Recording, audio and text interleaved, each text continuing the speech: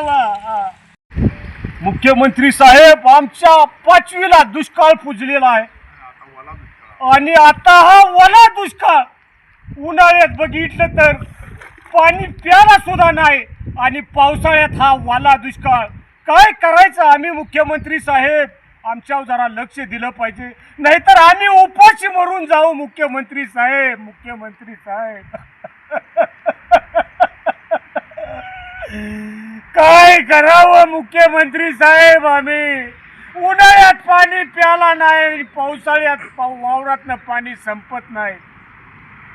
आमचं हे सोयाबीन पाण्यात पूर्णपणे वाहून गेलं. काय करायचं? काय करू मुख्यमंत्री साहेब? काय करू? जगावं का मरावं?